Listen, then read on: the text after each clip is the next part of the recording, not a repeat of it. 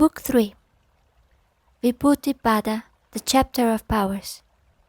Introduction to Book 3. The third book of the Sutras is the book of spiritual powers. In considering these spiritual powers, two things must be understood and kept in memory. The first of these is this: these spiritual powers can only be gained when the development described in the first and second books has been measurably attained, when the commandments have been kept, the rules faithfully followed, and the experiences which are described have been passed through. For only after this is the spiritual man so far grown, so far disentangled from the psychical bandages and veils which have confined and blinded him, that he can use his proper powers and faculties. For this is the secret of all spiritual powers. They are in no sense an abnormal or supernatural overgrowth upon the material man, but are rather the powers and faculties inherent in the spiritual man, entirely natural to him, and coming naturally into activity, as the spiritual man is disentangled and liberated from psychical bondage through keeping the commandments and rules already set forth. As the personal man is the limitation and inversion of the spiritual man, all his faculties and powers are inversions of the powers of the spiritual man. In a single phrase, his self-seeking is the inversion of the self-seeking which is the very being of the spiritual man. The ceaseless search after the divine and august self of all beings. This inversion is corrected by keeping the commandments and rules, and gradually, as the inversion is overcome, the spiritual man is extricated and comes into possession and free exercise of his powers. The spiritual powers, therefore, are the powers of the grown and liberated spiritual man. They can only be developed and used as the spiritual man grows and attains liberation through obedience. This is the first thing to be kept in mind. In all that is said of spiritual powers in the third and fourth books of the Sutras, the second thing to be understood and kept in mind is this: just as our modern sages have discerned and taught that all matter is ultimately one and eternal, definitely related throughout the whole wide universe, just as they have discerned and taught that all force is one and eternal, so coordinated throughout the whole universe that whatever affects any atom measurably affects the whole boundless realm of matter and force, to the most distant star or nebula on the dim confines of space. So the ancient sages had discerned and taught that all consciousness is one, immortal, indivisible, infinite, so finely correlated and continuous that whatever is perceived by any consciousness is, whether actually or potentially, within the reach of all consciousness, and therefore within the reach of any consciousness. This has been well expressed by saying that all souls are fundamentally one with the Oversoul, that the Son of God and all sons of God are fundamentally one with the Father. When the consciousness is cleared of psychic bonds and veils, when the spiritual man is able to stand, to see, then this superb law comes into effect. Whatever is within the knowledge of any consciousness, and this includes the whole infinite universe, is within his reach, and may, if he wills, be made a part of his consciousness. This he may attain through his fundamental unity with the Oversoul, by raising himself toward the consciousness above him and drawing on its resources. The Son, if he would work miracles, whether of perception or of action, must come often into the presence of the Father. This is the birthright of the spiritual man. Through it he comes into possession of his splendid and immortal powers. Let it be clearly kept in mind that what is here to be related of the spiritual man and his exalted powers must in no way be detached from what has gone before. The being, the very inception of the spiritual man, depends on the purification and moral attainment already detailed, and can in no way dispense with these or curtail them. Let no one imagine that the true life, the true powers of the spiritual man, can be attained by any way except the hard way of sacrifice, of trial, of renunciation, of selfless self-conquest, and genuine devotion to the will of all others. Only thus can the golden gates be reached and entered. Only thus can we attain to that pure world wherein the spiritual man lives and moves and has his being. Nothing impure, nothing unholy can ever cross that threshold, least of all impure motives or self-seeking desires.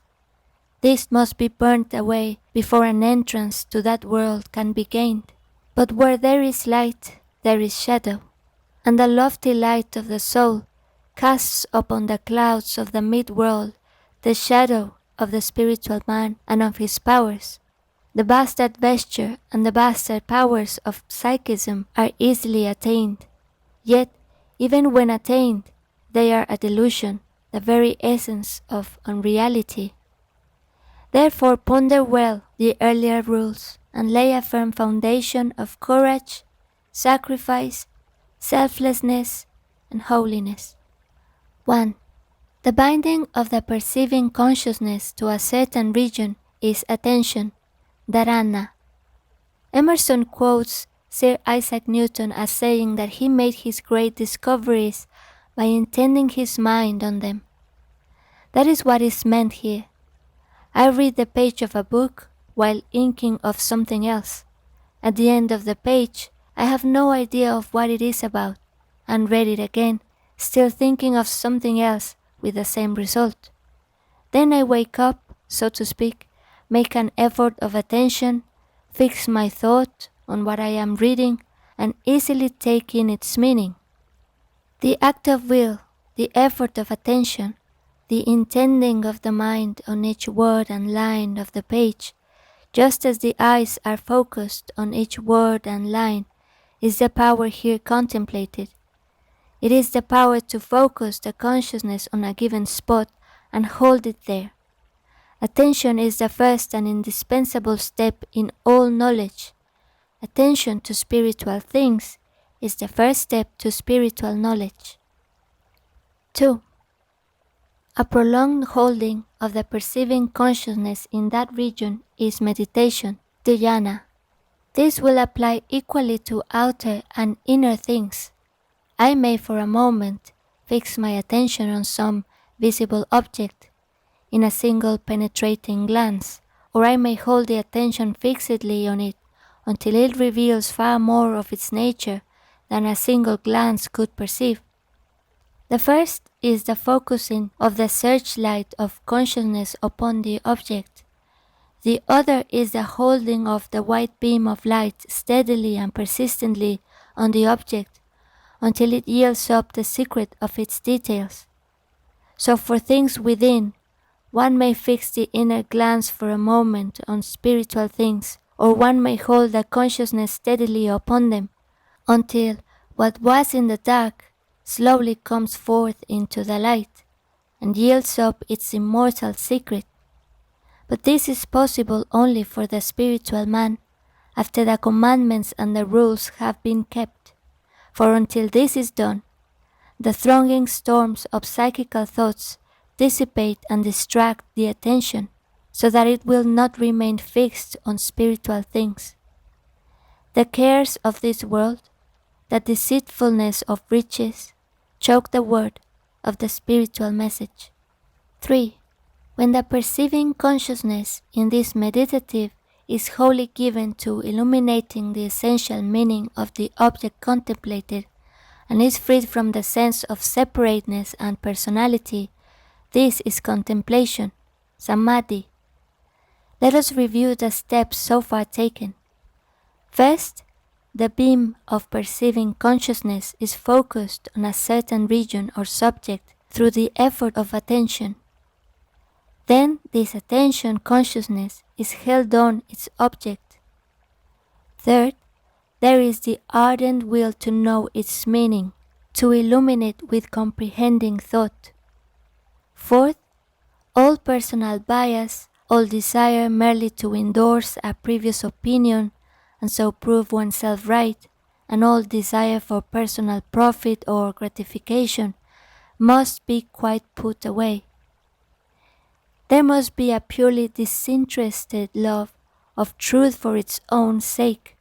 This is the perceiving consciousness made void, as it were, of all personality or sense of separateness. The personal limitation stands aside unless the all-consciousness come to bear upon the problem. The Oversoul bends its ray upon the object and illumines it with pure light. 4. When these three, attention, meditation, contemplation, are exercised at once, this is perfectly concentrated meditation, sanyama. When the personal limitation of the perceiving consciousness stands aside and allows the all-consciousness to come to bear upon the problem, then arises that real knowledge which is called a flash of genius, that real knowledge which makes discoveries and without which no discovery can be made, however painstaking the effort. For genius is the vision of the spiritual man, and that vision is a question of growth rather than present effort, though right effort, rightly continued, will in time infallibly lead to growth and vision. Through the power thus to set aside personal limitation, to push aside petty concerns and cares, and steady the whole nature and will in an ardent love of truth and desire to know it, through the power thus to make way for the all-consciousness, all great men make their discoveries. Newton, watching the apple fall to the earth, was able to look beyond, to see the subtle waves of force pulsating through apples and worlds and suns and galaxies, and thus to perceive universal gravitation. The Oversoul, looking through his eyes, recognized the universal force, one of its own children. Darwin, watching the forms and motions of plants and animals, let the same august consciousness come to bear on them, and saw infinite growth perfected through ceaseless struggle. He perceived the superb process of evolution, the Oversoul once more recognizing its own. Fraunhofer, noting the dark lines in the band of sunlight in his spectroscope, divined their identity with the bright lines in the spectra of incandescent iron, sodium, and the rest, and so saw the oneness of substance in the worlds and suns, the unity of the materials of the universe. Once again the Oversoul, looking with his eyes, recognized its own. So it is with all true knowledge. But the mind must transcend its limitations, its idiosyncrasies. There must be purity, for to the pure in heart is the promise that they shall see God. 5. By mastering this perfectly concentrated meditation, there comes the illumination of perception. The meaning of this is illustrated by what has been said before. When the spiritual man is able to throw aside the trammels of emotional and mental limitation and to open his eyes, he sees clearly, he attains to illuminated perception.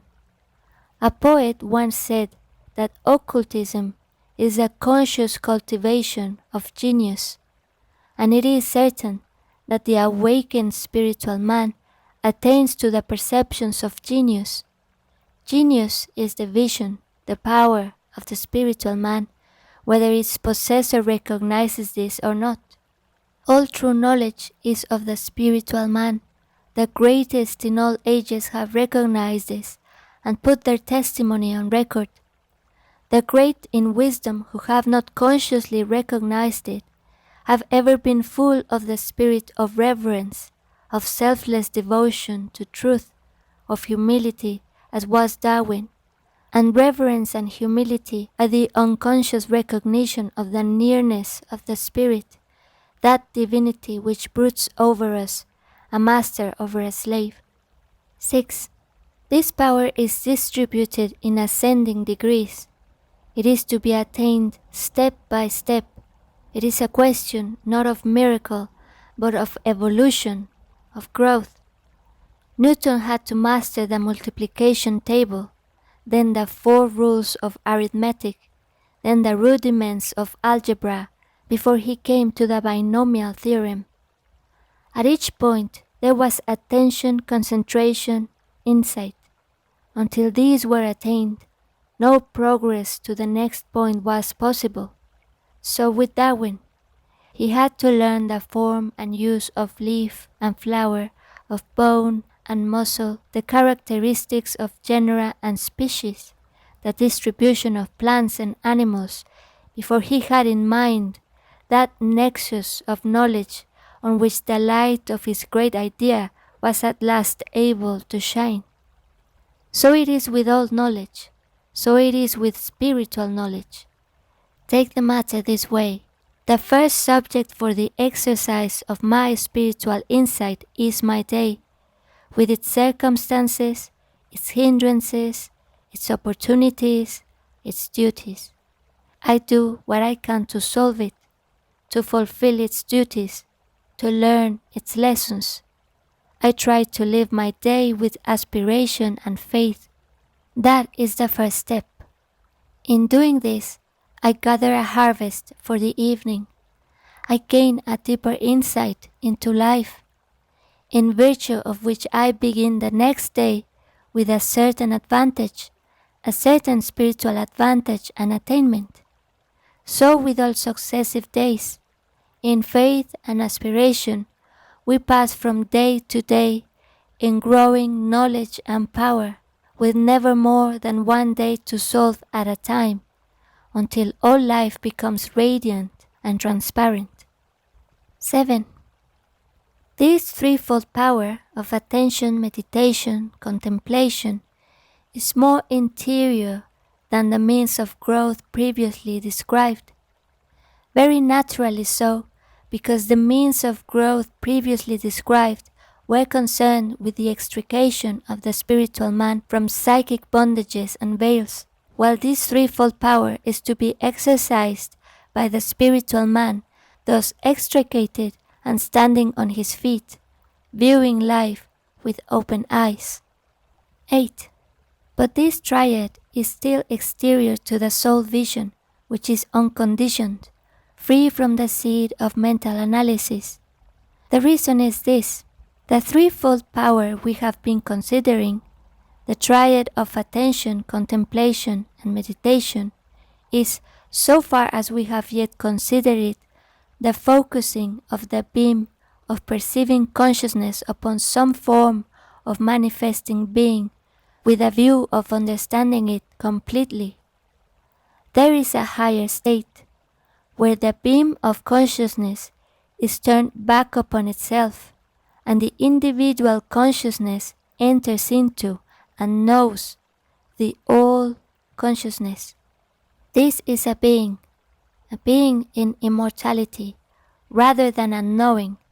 It is free from mental analysis or mental forms. It is not an activity of the higher mind, even the mind of the spiritual man.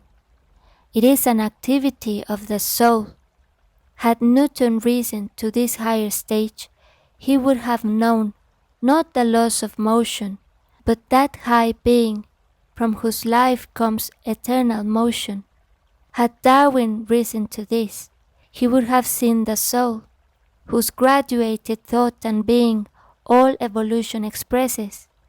There are therefore these two perceptions, that of living things and that of the life, that of the soul's works and that of the soul itself. 9. One of the ascending degrees is the development of control. First there is the overcoming of the mind impress of excitation. Then comes the manifestation of the mind impress of control. Then the perceiving consciousness follows after the moment of control. This is the development of control. The meaning seems to be this: some object enters the field of observation, and at first violently excites the mind, stirring up curiosity, fear, wonder. Then the consciousness returns upon itself, as it were, and takes the perception firmly in hand, steadying itself, and viewing the matter calmly from above. This steadying effort of the will upon the perceiving consciousness is control, and immediately upon it follows perception, understanding, insight. Take a trite example. Supposing one is walking in an Indian forest. A charging elephant suddenly appears. The man is excited by astonishment and perhaps terror, but he exercises an effort of will, perceives the situation in its true bearings, and recognizes that a certain thing must be done. In this case, probably, that he must get out of the way as quickly as possible. Or a comet, unheralded, appears in the sky like a flaming sword. The beholder is at first astonished, perhaps terror-stricken, but he takes himself in hand, controls his thoughts, views the apparition calmly, and finally calculates its orbit and its relation to meteor showers. These are extreme illustrations, but with all knowledge the order of perception is the same. First, the excitation of the mind by the new object impressed on it, then the control of the mind from within, upon which follows the perception of the nature of the object. Where the eyes of the spiritual man are open, this will be a true and penetrating spiritual perception. In some such way do our living experiences come to us, first with a shock of pain. Then the soul steadies itself and controls the pain. Then the spirit perceives the lesson of the event and its bearing upon the progressive revelation of life. 10. Through frequent repetition of this process, the mind becomes habituated to it, and there arises an equable flow of perceiving consciousness. Control of the mind by the soul, like control of the muscles by the mind, comes by practice and constant voluntary repetition. As an example of control of the muscles by the mind, take the ceaseless practice by which a musician gains mastery over his instrument or a fencer gains skill with a rapier. Innumerable small efforts of attention will make a result which seems well-nigh miraculous, which for the novice is really miraculous. Then consider that far more wonderful instrument, the perceiving mind, played on by the fine musician, the soul. Here again innumerable small efforts of attention will accumulate into mastery, and a mastery worth winning. For a concrete example, take the gradual conquest of each day, the effort to live that day for the soul. To him that is faithful unto death, the Master gives the crown of life. 11. The gradual conquest of the mind's tendency to flit from one object to another and the power of one-pointedness make the development of contemplation. As an illustration of the mind's tendency to flit from one object to another, take a small boy learning arithmetic. He begins, 2 ones are 2, 3 ones are 3, and then he thinks of 3 coins in his pocket, which will purchase so much candy in the store down the street, next to the toy shop where are baseballs, marbles, and so on. And then he comes back with a jerk to 4 ones are 4. So with us also, we are seeking the meaning of our task, but the mind takes advantage of a moment of slackened attention and flits off from one frivolous detail to another, till we suddenly come back to consciousness after traversing leagues of space. We must learn to conquer this, and to go back within ourselves into the beam of perceiving consciousness itself, which is a beam of the Oversoul. This is the true one-pointedness, the bringing of our consciousness to a focus in the soul. 12. When following this, the controlled manifold tendency and the aroused one-pointedness are equally balanced parts of the perceiving consciousness, is the development of one-pointedness. This would seem to mean that the insight which is called one-pointedness has two sides, equally balanced. There is first the manifold aspect of any object, the sum of all its characteristics and properties. This is to be held firmly in the mind.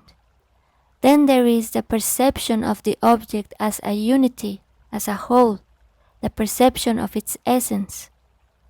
First, the details must be clearly perceived. Then the essence must be comprehended. When the two processes are equally balanced, the true one-pointedness is attained. Everything has these two sides, the side of difference and the side of unity. There is the individual and there is the genius, the pole of matter and diversity and the pole of oneness and spirit. To see the object truly, we must see both. 13. Through this, the inherent character, distinctive marks and conditions of being and powers, according to their development, are made clear. By the power defined in the preceding sutra, the inherent character, distinctive marks and conditions of beings and powers are made clear. For through this power, as defined, we get a twofold view of each object, seeing at once all its individual characteristics and its essential character, species, and genus. We see it in relation to itself and in relation to the eternal. Thus we see a rose as that particular flower, with its color and its scent, its peculiar fold of each petal, but we also see in it the species, the family to which it belongs, with its relation to all plants, to all life, to life itself. So in any day we see events and circumstances, we also see in it the lesson set for the soul by the Eternal. 14.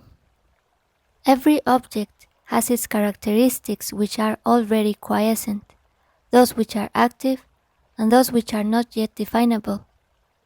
Every object has characteristics belonging to its past, its present, and its future. In a fir tree, for example, these are the stumps or scars of dead branches, which once represented its foremost growth. There are the branches with their needles spread out to the air. There are the buds at the end of each branch and twig, which carried still closely packed needles which are the promise of the future. In like manner, the chrysalis has, as its past, the caterpillar, as its future, the butterfly. The man has, in his past, the animal, in his future, the angel. Both are visible even now in his face. So with all things, for all things change and grow. 15. Difference in stage is the cause of difference in development. This but amplifies that has just been said. The first stage is the sapling, the caterpillar, the animal. The second stage is the growing tree, the chrysalis, the man. The third is the splendid pine, the butterfly, the angel. Difference of stage is the cause of difference of development. So it is among men and among the races of men. 16. Through perfectly concentrated meditation on the three stages of development comes a knowledge of past and future. We have taken our illustrations from natural science because since every true discovery in natural science is a divination of a law in nature attained through a flash of genius, such discoveries really represent acts of spiritual perception, acts of perception by the spiritual man, even though they are generally not so recognized. So we may once more use the same illustration: perfectly concentrated meditation, perfect insight into the chrysalis, reveals the caterpillar that it has been, the butterfly that it is destined to be. He who knows the seed pod or where it has come from, and the plant that is to come from it. So in like manner, he who really knows today and the heart of the day knows its parents yesterday and its child tomorrow. Past, present, and future are all in the eternal. He who dwells in the eternal knows all three. 17. The sound and the object and the thought called up by a word are confounded because they are all blurred together in the mind. By perfectly concentrated meditation on the distinction between them, there comes an understanding of the sounds uttered by all beings. It must be remembered that we are speaking of perception by the spiritual man. Sound, like every force, is the expression of a power of the eternal. Infinite shades of this power are expressed in the infinitely varied tones of sound. He who, having entry to the consciousness of the eternal, knows the essence of this power, can divine the meanings of all sounds, from the voice of the insect to the music of the spheres. In like manner, he who has attained to spiritual vision can perceive the mind images in the thoughts of others with a shade of feeling which goes with them, thus reading their thoughts as easily as he hears their words. Everyone has the germ of this power, since difference of tone will give widely differing meanings to the same words, meanings which are intuitively perceived by everyone. 18. When the mind impressions become visible, there comes an understanding of previous births. This is simple enough if we grasp the truth of rebirth. The fine harvest of past experiences is drawn into the spiritual nature, forming indeed the basis of its development. When the consciousness has been raised to a point above these fine subjective impressions and can look down upon them from above, this will in itself be a remembering of past births. 19. By perfectly concentrated meditation on mind images is gained the understanding of the thoughts of others. Here, for those who can profit by it, in the secret of thought reading, take the simplest case of intentional thought transference. It is the testimony of those who have done this, that the perceiving mind must be stilled before the mind image projected by the other mind can be seen. With it comes a sense of the feeling and temper of the other mind, and so on, in higher degrees. 20. But since that on which the thought in the mind of another rests is not objective to the thought's reader consciousness, he perceives the thought only, and not also that on which the thought rests. The meaning appears to be simple. One may be able to perceive the thoughts of someone at a distance. One cannot by that means alone also perceive the external surroundings of that person which arouse these thoughts. 21. By perfectly concentrated meditation on the form of the body, by arresting the body's perceptibility, and by inhibiting the eye's powers of sight, there comes the power to make the body invisible. There are many instances of the exercise of this power by mesmerists, hypnotists, and the like, and we may simply call it an instance of the power of suggestion. Shankara tells us that by this power the popular magicians of the East perform their wonders, working on the mind images of others, while remaining invisible themselves. It is all a question of being able to see and control the mind images. 22. The works which fill out the lifespan may be either immediately or gradually operative. By perfectly concentrated meditation on this comes a knowledge of the time of the end, as also through science. A garment which is wet, says the commentator, may be hung up to dry, and so dry rapidly, or it may be rolled in a ball and dry slowly. So a fire may blaze or smolder. Thus it is with karma, the works that fill out the lifespan. By an insight into the mental forms and forces which make up karma, there comes a knowledge of the rapidity or slowness of their development, and of the time when the debt will be paid. 23.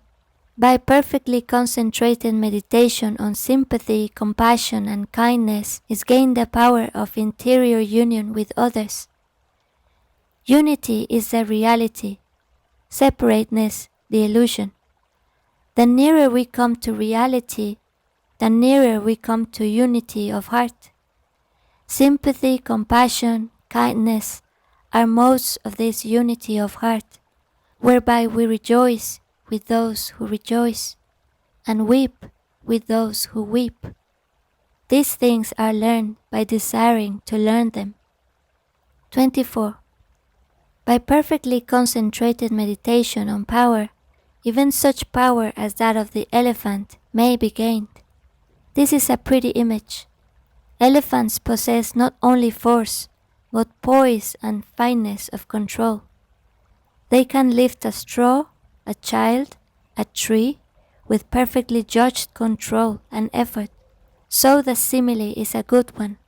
By detachment, by withdrawing into the soul's reservoir of power, we can gain all these: force and fineness and poise, the ability to handle with equal mastery things small and great, concrete and abstract alike. 25. By bending upon them the awakened inner light, there comes a knowledge of things subtle or concealed or obscure.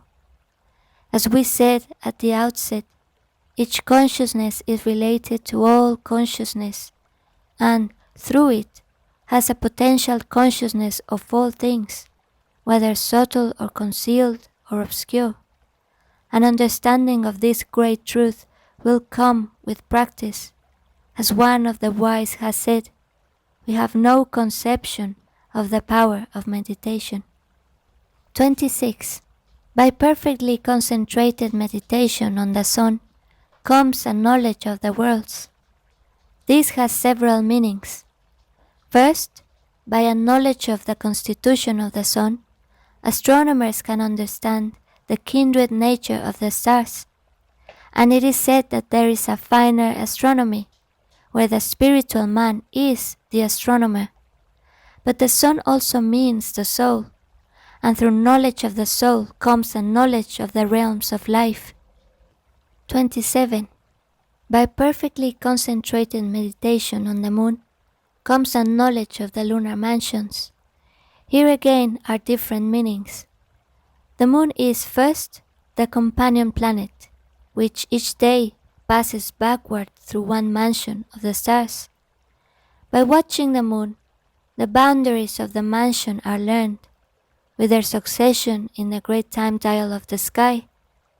But the moon also symbolizes the analytic mind, with its divided realms, and these too may be understood through perfectly concentrated meditation.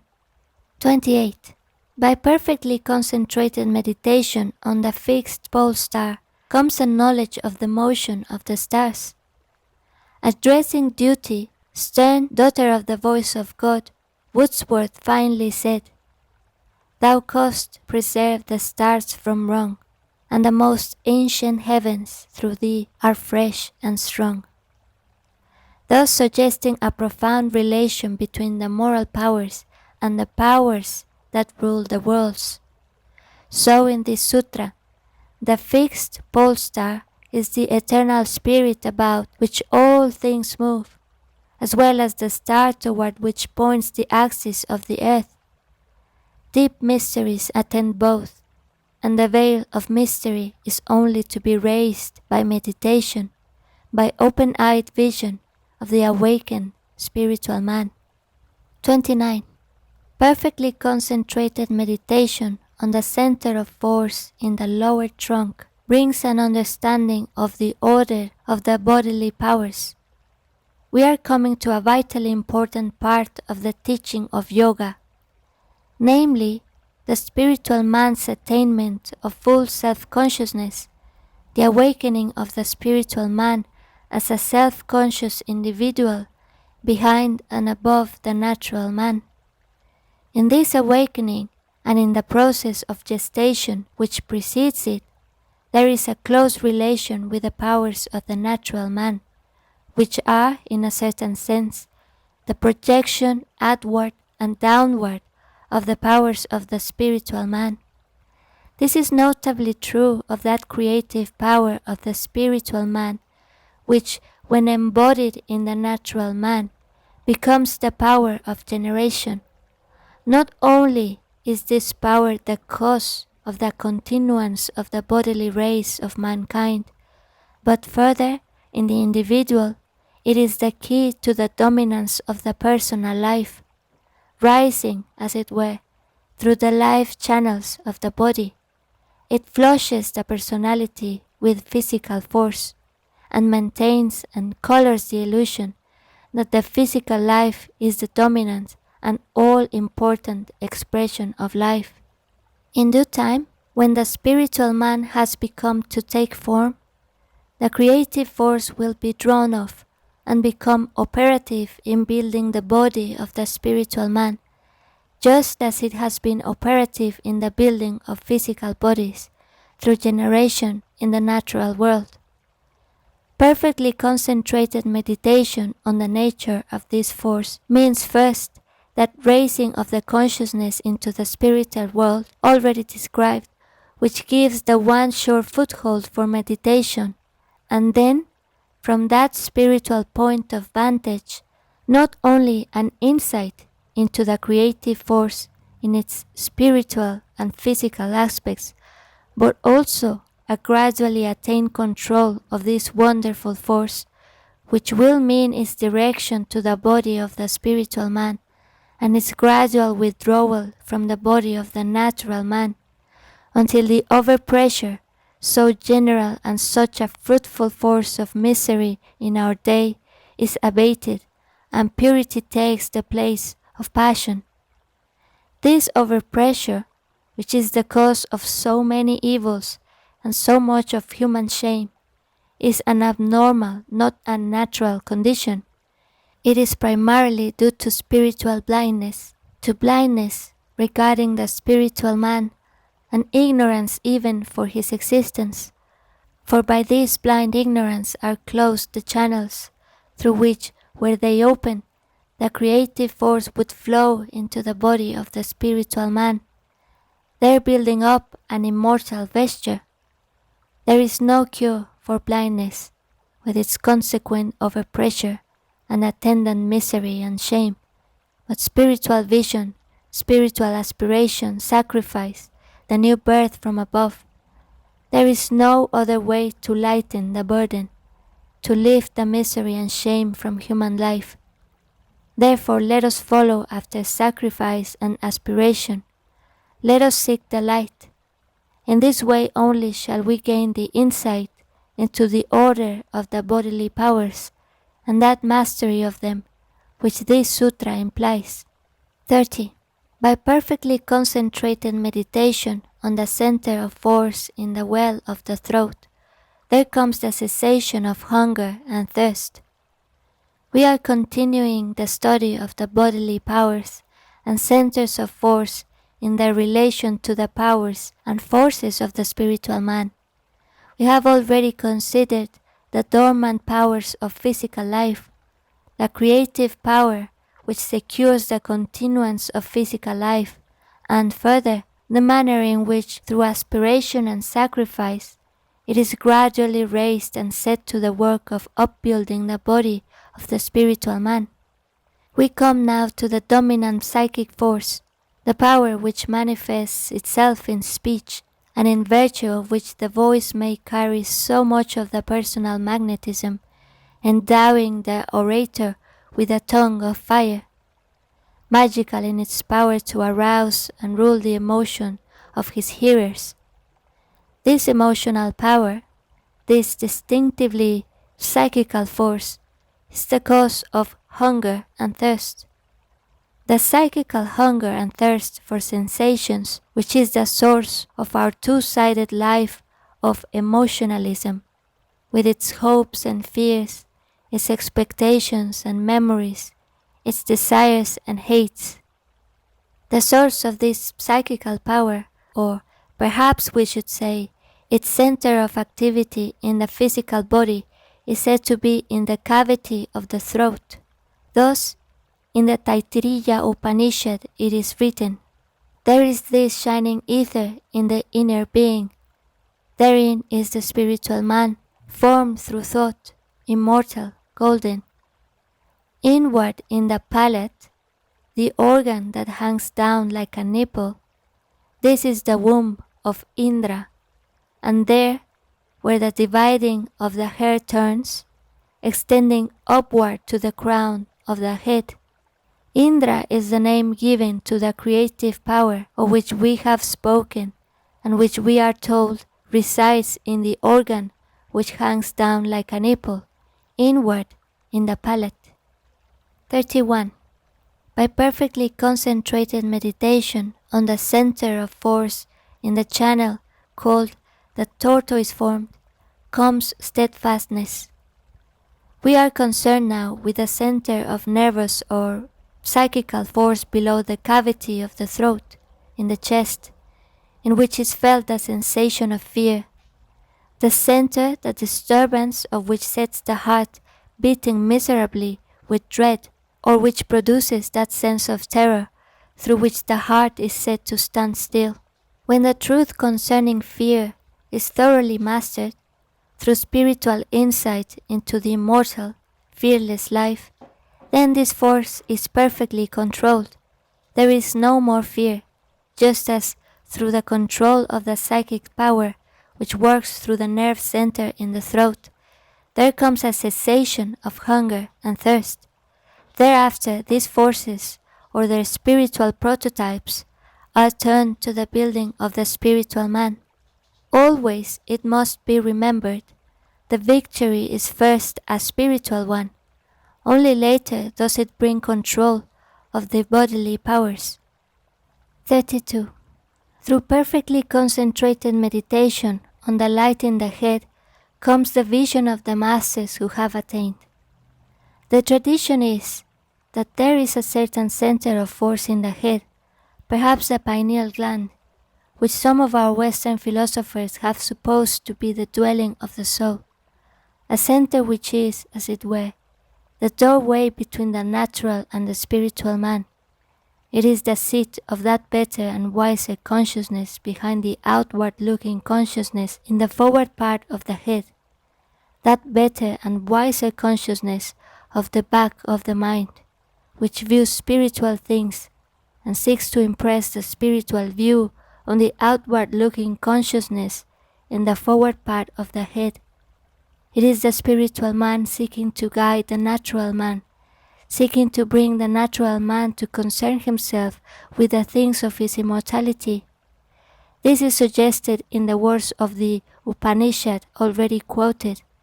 There, where the dividing of the head turns, extending upward to the crown of the head, all of which may sound very fantastical until one comes to understand it. It is said that when this power is fully awakened, it brings a vision of the great companions of the spiritual man, those who have already attained, crossing over to the further shore of the sea of death and rebirth. Perhaps it is to this divine sight that the Master alluded, who is reported to have said, "I counsel you to buy of me eye salve that you may see." It is of this same vision of the great companions, the children of light, that a seer wrote, "Though inland far we be, our souls have sight of that immortal sea, which brought us hither, can in a moment travel thither, and see the children sport upon the shore, and hear the mighty waters rolling evermore." 33. Or through the divining power of tuition he knows all things. This is really the supplement, the spiritual side of the sutra just translated. Step by step, as the better consciousness, the spiritual view gains force in the back of the mind, so in the same measure, the spiritual man is gaining the power to see, learning to open the spiritual eyes. When the eyes are fully opened, the spiritual man beholds the great companions standing about him. He has begun to know all things. This divining power of intuition is the power which lies above and behind the so-called rational mind. The rational mind formulates a question and lays it before the intuition, which gives a real answer, often immediately distorted by the rational mind, yet always embodying a kernel of truth. It is by this process, through which the rational mind brings questions to the intuition for solution, that the truths of science are reached, the flashes of discovery and genius. But this higher power need not work in subordination to the so-called rational mind. It may act directly as full illumination, the vision and the faculty divine. 34. By perfectly concentrated meditation on the heart, the interior being, comes the knowledge of consciousness. The heart here seems to mean, as it is so often does in the Upanishads, the interior, spiritual nature, the consciousness of the spiritual man, which is related to the heart and to the wisdom of the heart. By steadily seeking after and finding the consciousness of the spiritual man, by coming to consciousness as the spiritual man, a perfect knowledge of consciousness will be attained. For the consciousness of the spiritual man has this divine quality, while being and remaining a truly individual consciousness. It at the same time flows over, as it were, and blends with the divine consciousness above and about it, the consciousness of the great companions. And by showing itself to be one with a divine consciousness, it reveals the nature of all consciousness, the secret that all consciousness is one and divine. 35. In the heart, knowledge of minds. The personal self seeks to feast on life through a failure to perceive the distinction between the personal self and the spiritual man. All personal experience really exists for the sake of another, namely the spiritual man. By perfectly concentrated meditation on experience for the sake of the self comes a knowledge of the spiritual man. The divine ray of the higher self, which is eternal, impersonal and abstract, descends into life and forms a personality which, through the stress and storm of life, is hammered into a definite and concrete self-conscious individuality. The problem is to blend these two powers, taking the eternal and spiritual being of the first and blending with it, transferring into it the self-conscious individuality of the second, and thus bringing to life a third being, the spiritual man, who is heir to the immortality of his father, the higher self, and yet has the self-conscious, concrete individuality of his other parent, the personal self. This is the true Immaculate Conception, the new birth from above, conceived of the Holy Spirit. Of this new birth it is said, "That which is born of the Spirit is spirit, ye must be born again." Rightly understood, therefore, the whole life of the personal man is for another, not for himself. He exists only to render his very life and all his experience for the building up of the spiritual man. Only through failure to see this does he seek enjoyment for himself, seek to secure the feasts of life for himself, not understanding that he must live for the other, live sacrificially, offering both feasts and his very being on the altar, giving himself as a contribution for the building of the spiritual man. When he does understand this and lives for the higher self, setting his heart and thought on the higher self, then his sacrifice bears divine fruit. The spiritual man is built up, consciousness awakes in him, and he comes fully into being as a divine and immortal individuality. 36. Thereupon are born the divine power of intuition, and the hearing, the touch, the vision, the taste, and the power of smell of the spiritual man. When, in virtue of the spiritual sacrifice of the personal man, daily and hourly giving his life for his divine brother the spiritual man, and through the radiance ever pouring down from the higher self, eternal in the heavens, the spiritual man comes to birth. There awake in him those powers whose physical counterparts we know in the personal man. The spiritual man begins to see, to hear, to touch, to taste, and besides the senses of the spiritual man, there awakes his mind, that divine counterpart of the mind of the physical man, the power of direct and immediate knowledge, the power of spiritual intuition, of divination.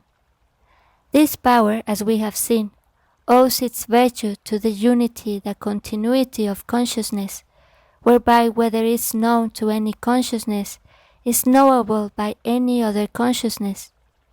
Thus the consciousness of the spiritual man, who lives above our narrow barriers of separateness, is in intimate touch with the consciousness of the great companions, and can draw on the vast reservoir for all real needs. Thus arises within the spiritual man that certain knowledge which is called intuition, divination, and illumination. 37. These powers stand in contradiction to the highest spiritual vision. In manifestation they are called magical powers. The divine man is destined to supersede the spiritual man, as the spiritual man supersedes the natural man. Then the disciple becomes a master. The open powers of tiled spiritual man, spiritual vision, hearing, and touch stand therefore in contradistinction to the higher divine power above them, and must in no way be regarded as the end of the way, for the path has no end, but rises ever to higher and higher glories. The soul's growth and splendor have no limit, so that if the spiritual powers we have been considering are regarded as in any sense final, they are a hindrance, a barrier to the far higher powers of the divine man. But viewed from below, from the standpoint of normal physical experience, they are powers truly magical, as the powers natural to a four-dimensional being will appear magical to a three-dimensional being. 38. Through the weakening of the causes of bondage, and by learning the method of sassing, the consciousness is transferred to the other body. In due time, after the spiritual man has been formed and grown stable through the forces and virtues already enumerated, and after the senses of the spiritual man have awaked, there comes the transfer of the dominant consciousness, the sense of individuality from the physical to the spiritual man. Thereafter the physical man is felt to be a secondary, a subordinate, an instrument through whom the spiritual man works, and the spiritual man is felt to be the real individuality. This is, in a sense, the attainment to full salvation and immortal life, yet it is not the final goal or resting place, but only the beginning of the greater way. The means for this transfer are described as the weakening of the causes of bondage and an understanding of the method of passing from the one consciousness to the other. The first may also be described as detached meat and comes from the conquest of the delusion that the personal self is the real man. When that delusion abates and is held in check, the finer consciousness of the spiritual man begins to shine in the background of the mind. The transfer of the sense of individuality to this finer consciousness, and thus to the spiritual man, then becomes a matter of recollection, of attention, primarily a matter of taking a deeper interest in the life and doings of the spiritual man than in the pleasures or occupations of the personality. Therefore it is said, "Lay not up for yourselves treasures upon earth, where moth and rust clothe corrupt, and where thieves break through and steal. But lay up for yourselves treasures in heaven, where neither moth nor rust clothe corrupt, and where thieves do not break through nor steal. For where your treasure is, there will your heart be also." 39. Through mastery of the upward life comes freedom from the dangers of water, morass, and thorny places, and the power of ascension is gained. Here is one of the sentences so characteristic of this author and indeed of the Eastern spirit, in which there is an obvious exterior meaning, and within this a clear interior meaning, not quite so obvious but far more vital. The surface meaning is that by mastery of a certain power called here the upward life and akin to levitation, there comes the ability to walk on water or to pass over thorny places without wounding the feet. But there is a deeper meaning. When we speak of the disciple's path as a path of thorns, we use a symbol, and the same symbol is used here. The upward life means something more than the power, often manifested in abnormal psychical experiences or levitating the physical body or nearby physical objects. It means the strong power of aspiration, of upward will, which first builds and then awakes the spiritual man, and finally transfers the consciousness individuality to him. For it is he who passes safely over the waters of death and rebirth, and is not pierced by the thorns in the path. Therefore it is said that he who would tread the path of power must look for a home in the air, and afterwards in the ether. Of the upward life, this is written in the Katha Upanishad. 101 are the heart's channels. Of these one passes to the crown. Going up these, he comes to the immortal. This is the power of ascension spoken of in the Sutra. 40. By mastery of the binding life comes radiance. In the Upanishads it is said that this binding life unites the upward life to the downward life, and these lives have their analogies in the vital breaths in the body. The thought in the text seems to be that when the personality is brought thoroughly under control of the spiritual man through the life currents which bind them together, the personality is endowed with a new force, a strong personal magnetism, one might call it, such as is often an appanage of genius. But the text seems to mean more than this, and to have in view the vesture of the color of the sun, attributed by the Upanishads to the spiritual man. That vesture which a disciple has thus described: "The Lord shall change our vile body, that it may be fashioned like unto his glorious body." Perhaps body of radiance would better translate the Greek. In both these passages, the teaching seems to be that the body of the full-grown spiritual man is radiant or luminous, for those at least who have anointed their eyes with eye salve, to that they see. 41. From perfectly concentrated meditation on the correlation of hearing and the ether comes the power of spiritual hearing. Physical sound, we are told, is carried by the air or by water, iron, or some medium on the same plane of substance. But then is a finer hearing, whose medium of transmission would seem to be the ether, perhaps not that ether which carries light, heat, and magnetic waves, but it may be the far finer ether through which the power of gravity works. For while light or heat or magnetic waves traveling from the sun to the earth take 8 minutes for the journey, it is mathematically certain that the pull of gravitation does not take as much as 8 seconds or even the 1/8 of a second. The pull of gravitation travels, it would seem, as quick as thought. So it may well be that in thought transference or telepathy, the thoughts travel by the same way, carried by the same thought-swift medium. The transfer of a word by telepathy is the simplest and earliest form of the divine hearing of the spiritual man. As that power grows, and as, through perfectly concentrated meditation, the spiritual man comes into more complete mastery of it, he grows able to hear and clearly distinguish the speech of the great companions who counsel and comfort him on his way. They may speak to him either in wordless thoughts or in perfectly definite words and sentences. 42. By perfectly concentrated meditation, the correlation of the body with the ether, and by thinking of it as light as thistledown, will come the power to traverse the ether. It has been said that he who would tread the path of power must look for a home in the air, and afterwards in the ether.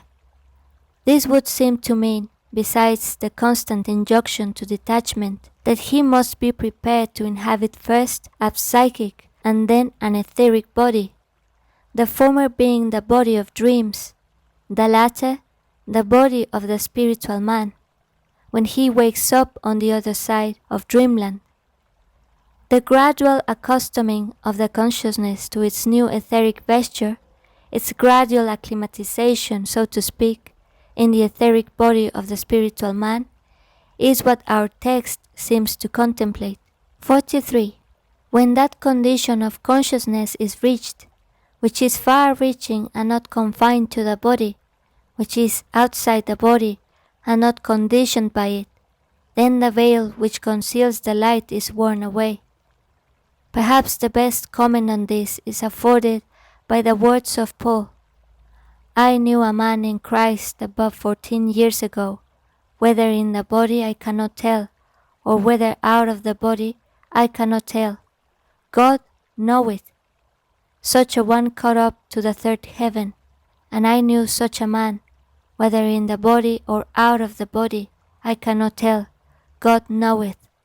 How that he was caught up into paradise, and heard unspeakable or unspoken words, which it is not lawful for a man to utter. The condition is, briefly, that of the awakened spiritual man, who sees and hears beyond the veil.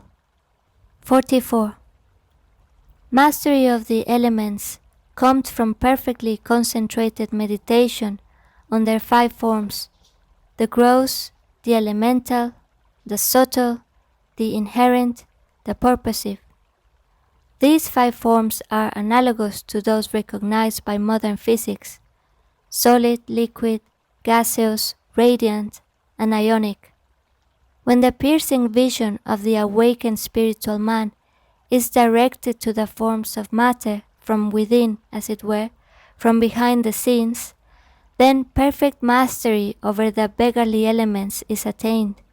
This is perhaps equivalent to the injunction, inquire of the earth, the air, and the water, of the secrets they hold for you.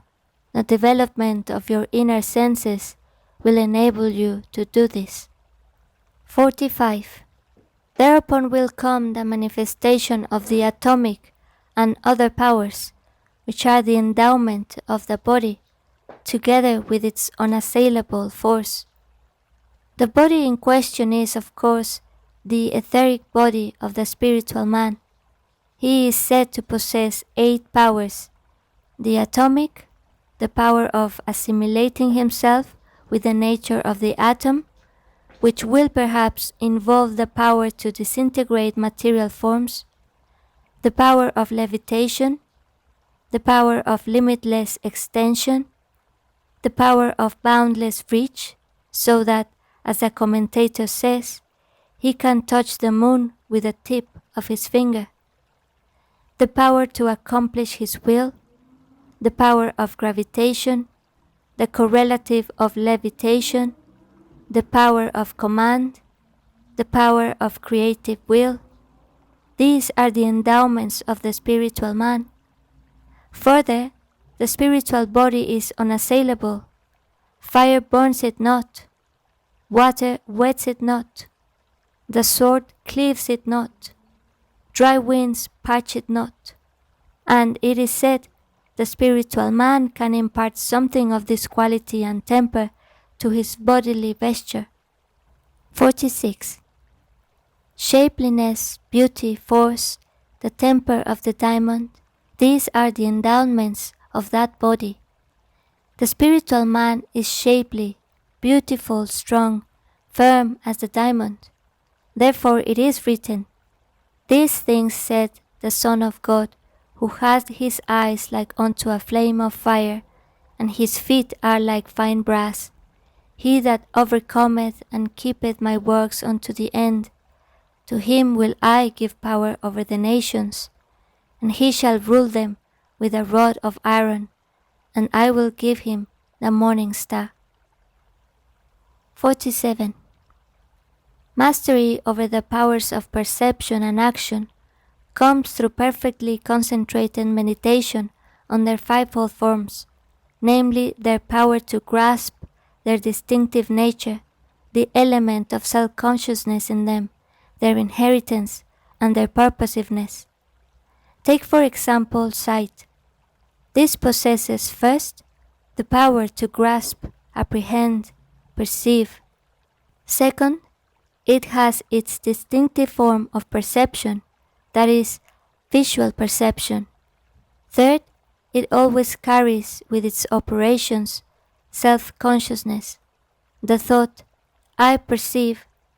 Fourth sight has the power of extension through the whole field of vision, even to the utmost star. Fifth, it is used for the purposes of the seer. So with the other senses, perfectly concentrated meditation on each sense, viewing it from behind and within, as is possible for the spiritual man, brings a mastery of the scope and true character of each sense and of the world on which they report collectively. 48. Thence comes the power swift as thought, independent of instruments, and the mastery over matter. We are further enumerating the endowments of the spiritual man.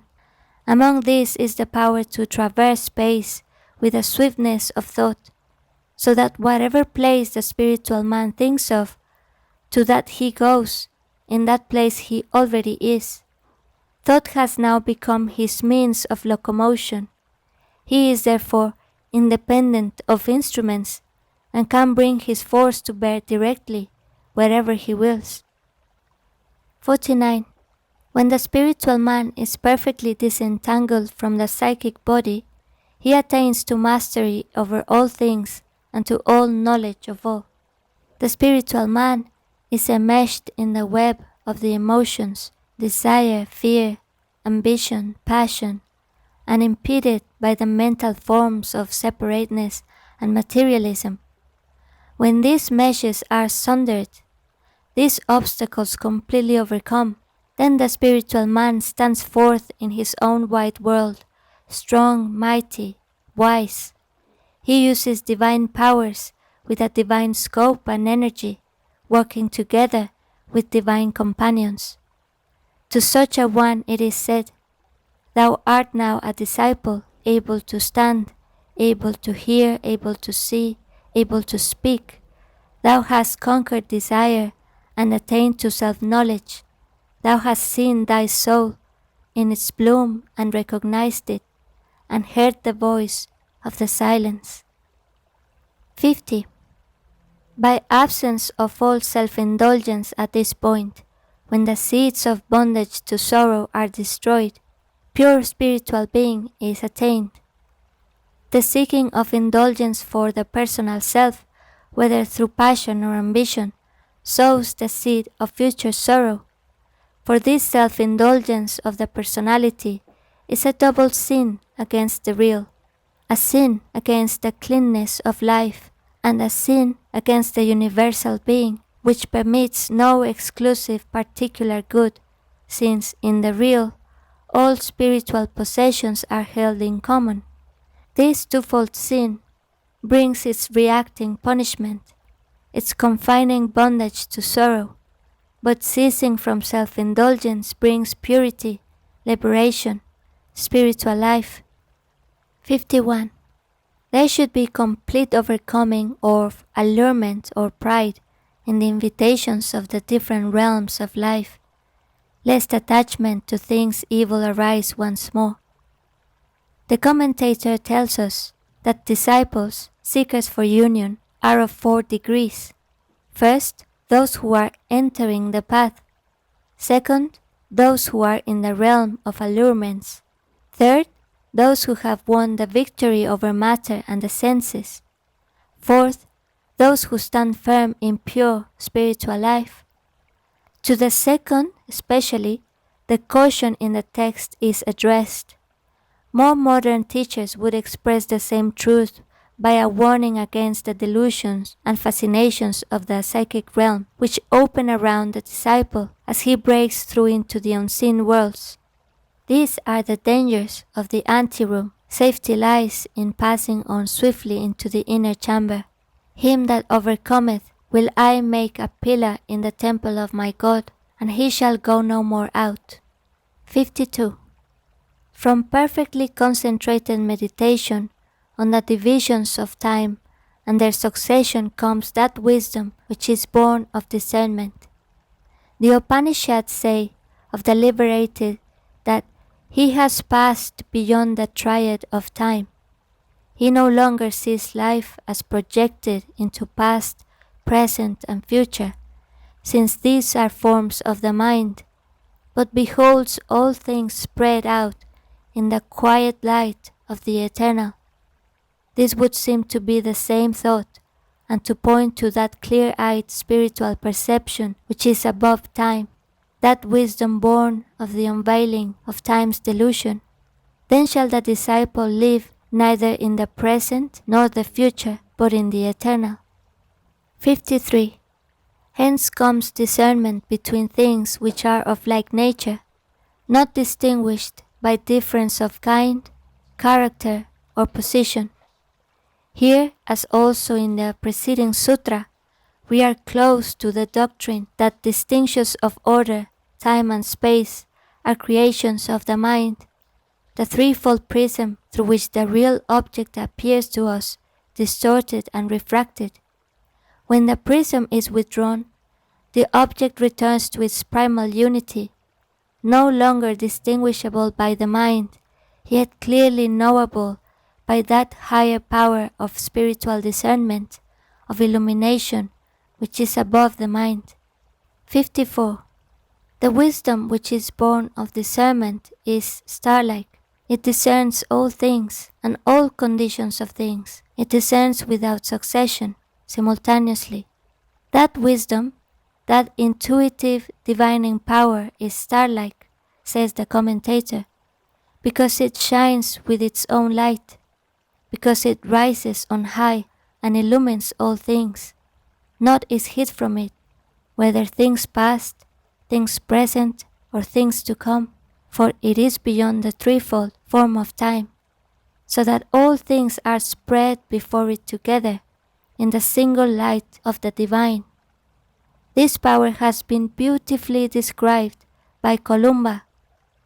Some there are, though very few, to whom divine grace has granted this, that they can clearly and most distinctly see at one and the same moment, as though under one ray of the sun, even the entire circuit of the whole world with its surroundings of ocean and sky, the inmost part of their mind being marvelously enlarged.